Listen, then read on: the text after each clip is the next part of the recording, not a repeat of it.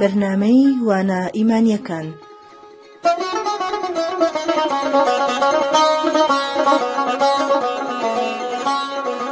بەرنامەی وانە ئیمانیەکان لە دەرگای دڵان دەدات و هەر جارەی بەوانەیەک ئەزموونەکانی ژیان شەن و کەو دەکەین. لەوانە ئیمانیەکاندا بە شنەبای بربەیان و کامیاوی سازگاری مانگی قورئان تینوێتی ڕۆژبەوان دەشکێنین. ئەم بەرنامەیە لە ئامادە و پێشکەشکردنی مامۆستا نوعمان حەمە سەعیدە. بەرنامەی وانە ئیمانیەکان.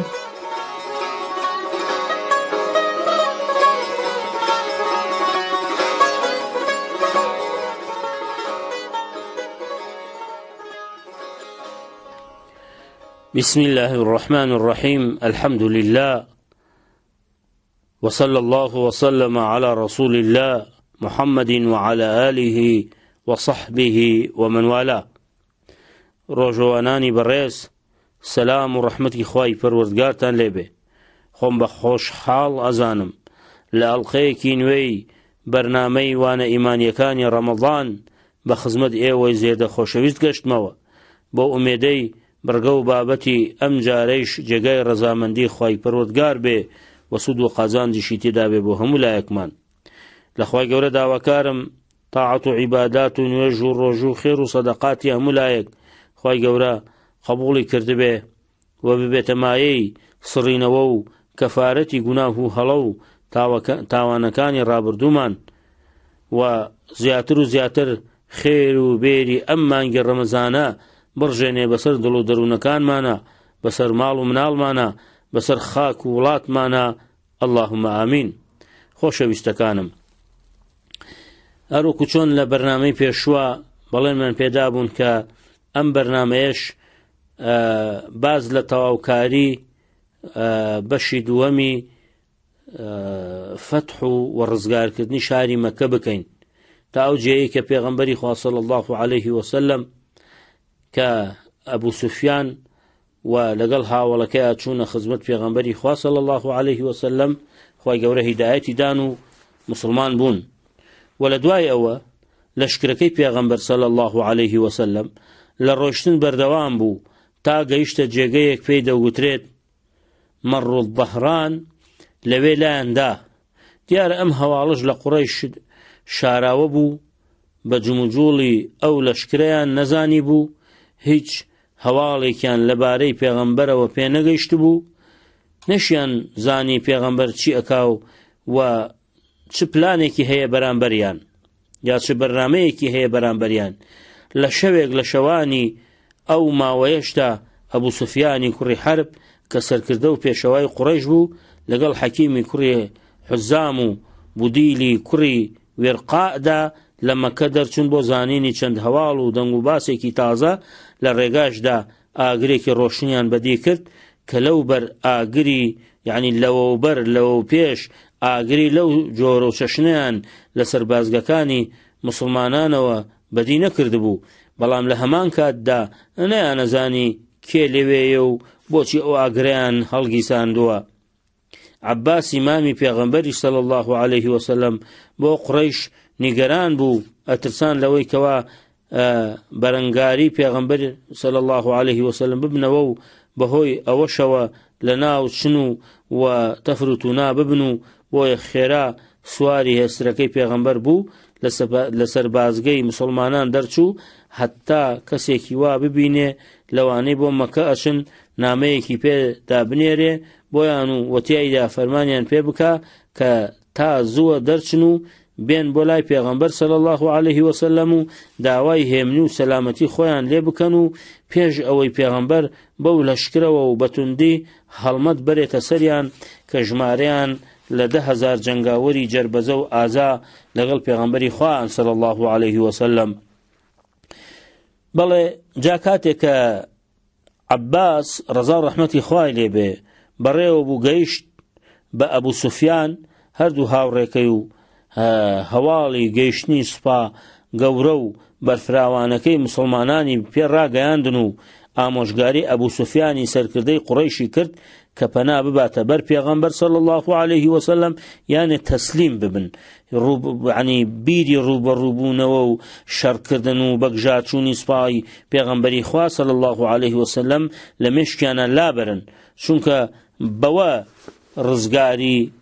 ڕزگاریان ئەبێ. دیارە ئیمامی عەباس ڕەزا و ڕەحمەتی خوای لێبێ بەڵێنی ئەوەشی بە ئەبوو سوفیان دا کە داوای دڵنیایی و سەلامەتی بۆ بکە، ئەویش ئامۆژگاریەکەی پەسەند کرد و اینجا عەباس دەست بەجێ ئەبوو سوفیانی لە دوای خۆیەوە سواری هێسترەکەی پێغەمبەر کرد و صلی الله عليه وسلم پێکەوە بەرەو سەربازگەی مسلمانەکان بەڕێکەوتن.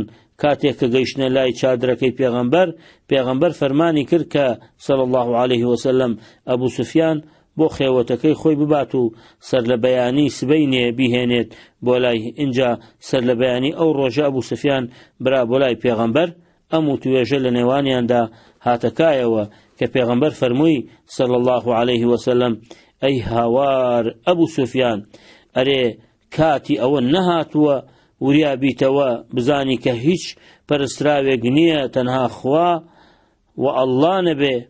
ئەبوو سوفیانیش گوتی باوکم و دایکم فیدات بێ، بە قوربانت بێ، چەند هێ من و بەڕێز و لێبوردەیت. من هەردەم ئەوە لە دەروونمدا جێگیر بوو گەر لەگەڵ خوادا پەرستراوێکی تر هەبوایە ئەوە هێشتا شتێکی لێ دوور دەخستمەوە. دووبارە پێغەمبەر پێی فەرموو صلی الله عليه وسلم ئەرێ باشە تۆ ئەی ئەبوو سوفیان کاتی ئەوە نەهاتوە بزانی من پێغەمبەری خوام. ئەویش گوتی باوک و دایکم بە قوربانت بێ، چەند لەسەر خۆ بەڕێز و لێبوردەیت، بەڵام سەبارەت بەمە بەخوا هێشتا شتێکم لە دڵدا هەرماوە. لەو ساتەدا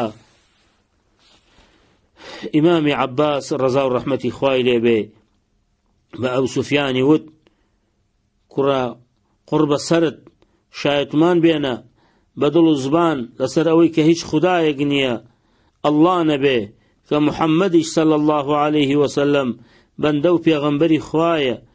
شایەتمان بێنە، بەڵێ شایەتمان بێنە، دەنا قەسەم بەخوا بەم حاڵەتەی کافریەوە تیا ئەچی.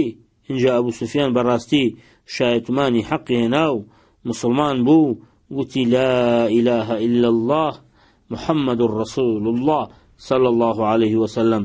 دوای ئەمە ئیمامی عەباس ڕەزا و ڕەحمەتی خوای لێبێ بە پێغەمبەری گوت ئەی پێغەمبەری خوا صلى الله عليه وسلم، تۆ خۆت زانیوتە کە لەمەوبەر ئەبوو سوفیان چەپلە و پایەکی هەبووە، لە چه ئاستێکی بەخۆ نازین و گەورەیا بووە، جا ئێستاش بڕیاری شتێکی وای بۆ بدەکە دەلالەت لە ڕێز و شانازیەک بکا بۆی.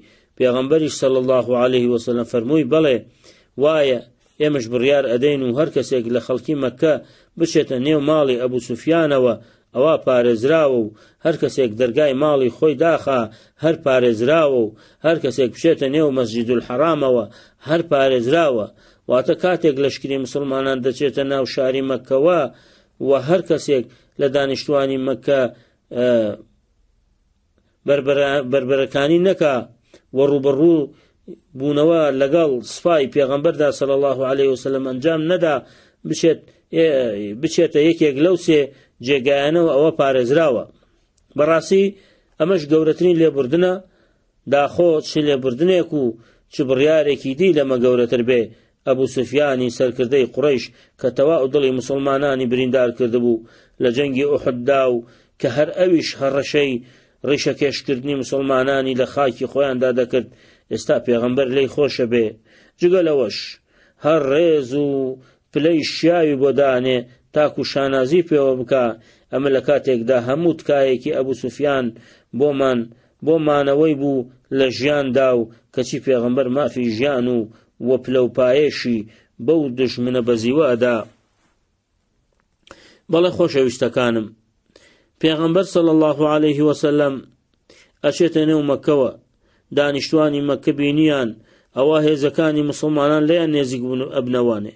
تا ئەو ساتەش هێشتا بڕیارێکی یەکجاریان دەربارەی کوشتار و بەرەنگار بوونەوە و ئەو لەشکرە نەدابوو. اینجا لە ناکاودا گوێیان لە دەنگی ئەبوو سوفیانی پێشەوایان بوو کە پڕ بە گەرووی هەواریە کرد و پێی دەگوتن هۆ کۆمەڵی قوڕەیش، ئەوە محەممەد هات و ئێوە توانای ڕوبەڕووبوونەوەتان نییە، هەر کەسێک لە ئێوە بچێتە نێو ماڵی منەوە ئەوە پارێزرا و سەلامەتە، هەر کەسێکیش دەرگای ماڵەکەی خۆیدا بخا و هیچ جمجوڵێک نەکا ئەویش هەر سەلامەتە، هەر کەسێکی دیکەش بچێتە نێو مەسجد الحرامەوە هەر سەلامەت و پارێزراوە.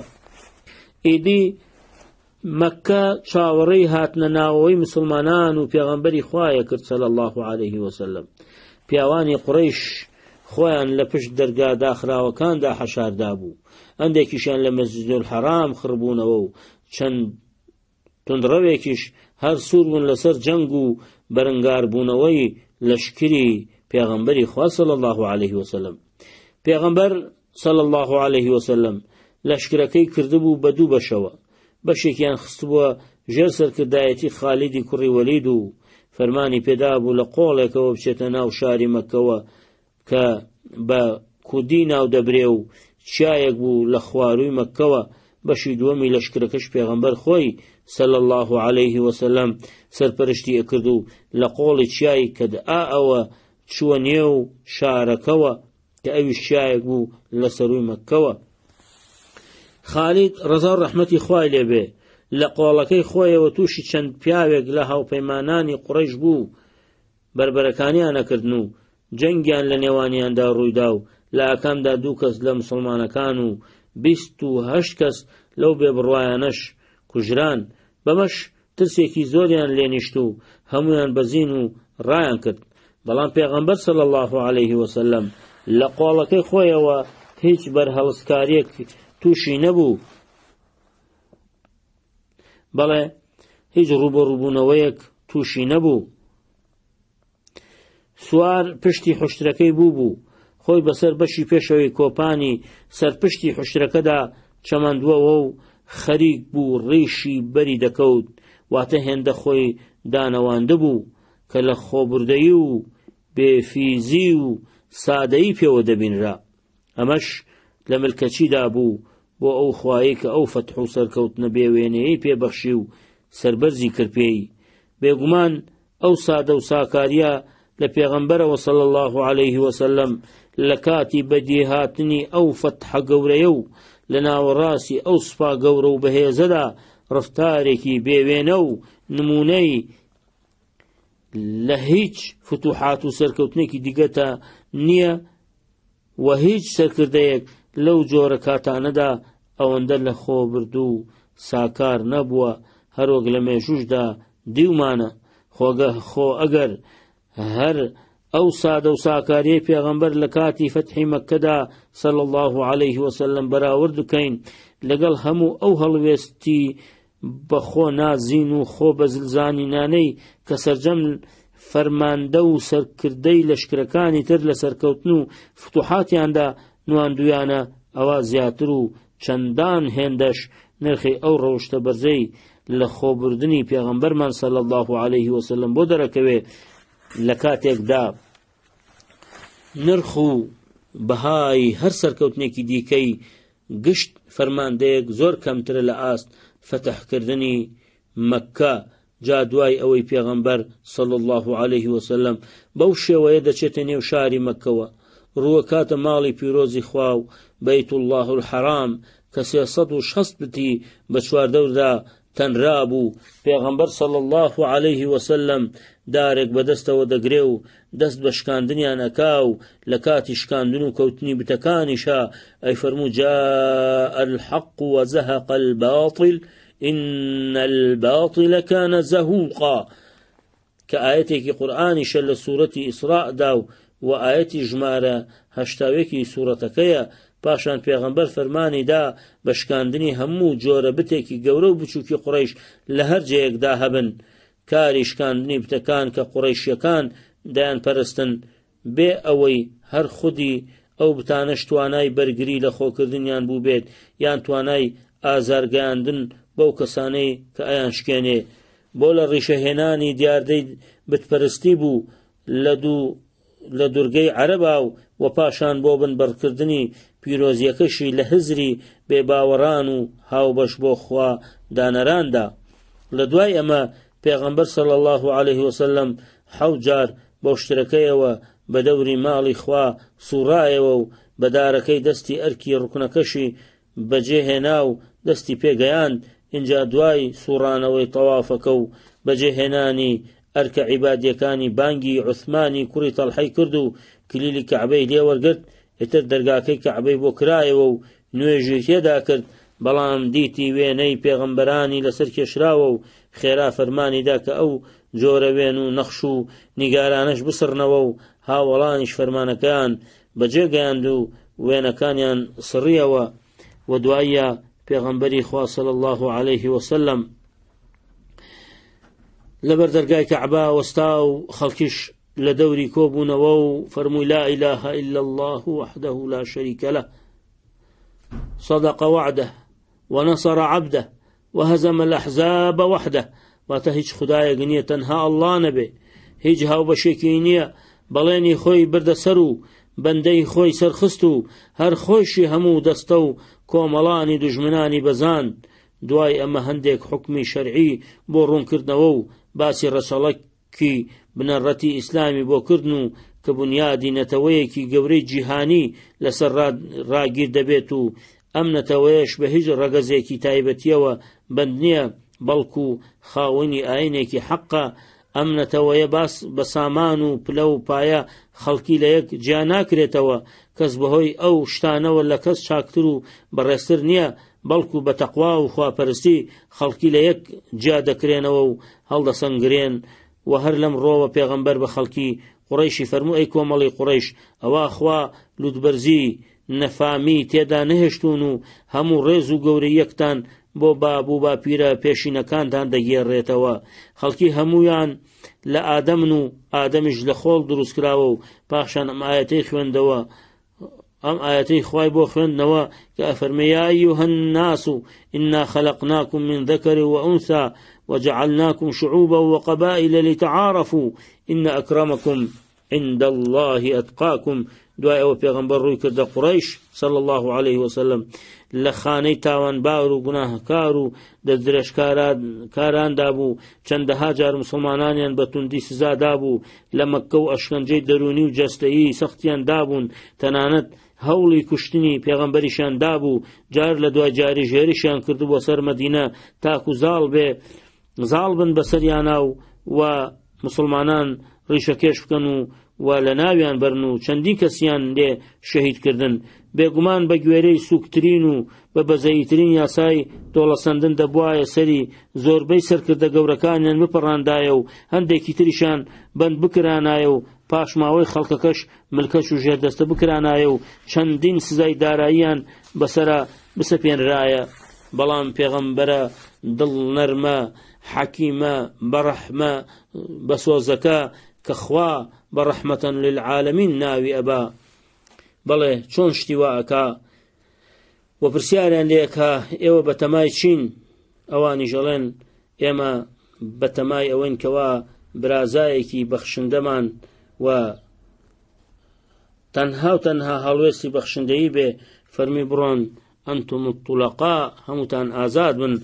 بەم وتە ناوبانگە پرشنگدارە، پڕ لە میهرەبانیە، پڕ لە سۆز و بەزەیە، پڕ لە مافی ئینسان و مرۆڤیە. پێغەمبەری خوا صلی الله عليه وسلم لەگەڵیانە هەڵسوکەوتی کرد و تاکو قیامەت هەڵوێستێکی تری ئاوها لە هیچ کەسێک و لە هیچ سەرکردەیەک و لە هیچ ڕێو ڕێبازێکی ترا نابینیتەوە جگە لە ڕێبازەکەی پێغەمبەریان نەبێ صلی الله عليه وسلم. خوای گەورە فەتحی دڵەکانی هەموو لایەکمان بکە و دژمنانی ئیسلاممان لەناو بەرێ و خوای گەورە کۆمەکی مسلمانان کە لە هەر جێ و لە هەر شوێنێگەن نەسرەت و سەرکەوتنیان پێ ببەخشێ، عزت ببەخشێ بە مسلمانان و طاعەت و عیبادەتی مانگی ڕەمەزانان لە هەموو مسلمانان قبول بکە. خوای گەورە زیاتر خێر و بەرەکەتی ئەم مانگی ڕەمەزانە بڕژێنێ بەسەرمانە، لە ئافاتی ئەرزی و سەماوی بمان پارێزێ، لە لێخۆشبوانی مانگی ڕەمەزان حسێبمان بکە. خۆشەویستەکانم، ماوەی بەرنامەکەمان بە کۆتا گەشت تا ئەڵقەیەکی دی هەموو لایەکتان بەخوای گەورە دەسپێرین. خواتان لەگەڵ. بەرنامەی وانە ئیمانیەکان.